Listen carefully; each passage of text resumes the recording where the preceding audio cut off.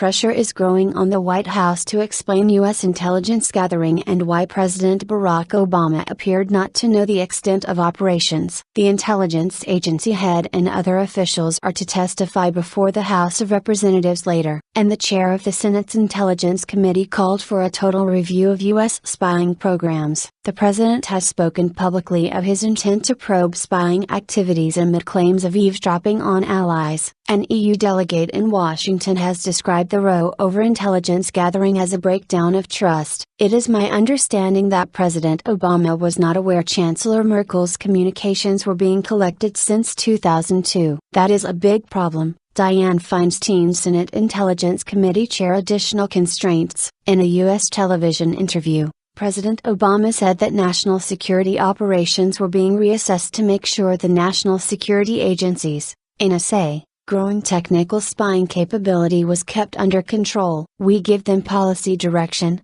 he told ABC's Fusion Network. But what we've seen over the last several years is their capacities continue to develop and expand, and that's why I'm initiating now a review to make sure that what they're able to do doesn't necessarily mean what they should be doing. White House spokesman Jay Carney earlier told reporters that the administration recognizes there needs to be additional constraints on how we gather and use intelligence. Neither Mr. Carney or Mr. Obama have commented on specific allegations that the U.S. eavesdropped on international allies, including tapping the phones of foreign officials. German media reported that the U.S. had bugged German Chancellor Angela Merkel's phone for more than a decade, and that the surveillance only ended a few months ago. An across-the-board review of U.S. intelligence resources is currently underway. The head of the NSA, General Keith Alexander, and other experts are due to testify before the House of Representatives Intelligence Committee at 13:30 local time,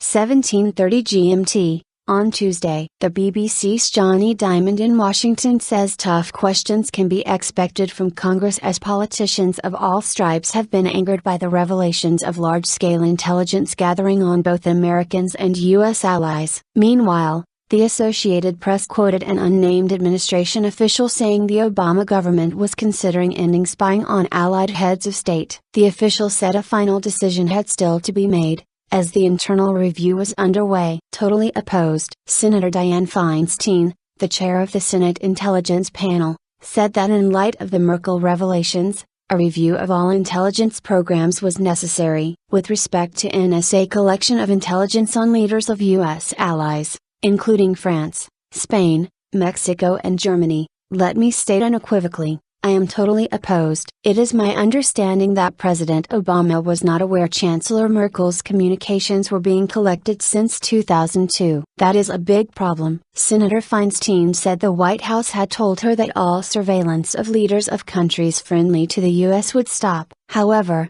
the BBC's North America editor Mark Mardell says a senior administration official has told the BBC this is not accurate. There have not been such policy changes. Earlier on Monday, representatives from the European Parliament's Committee on Civil Liberties, Justice and Home Affairs spoke to members of the U.S. Congress about the alleged U.S. spying on European leaders and citizens. The European delegation was reportedly unhappy with the stock responses from U.S. officials on the issue. German Chancellor Angela Merkel is also sending intelligence officials to Washington. The allegations of U.S. surveillance on international allies stem from documents leaked by fugitive ex-U.S. intelligence contractor Edward Snowden, now living in Russia. The U.S. has had a no-spying pact, known as Five Eyes, with Britain since just after World War II, with Australia, New Zealand and Canada later joining.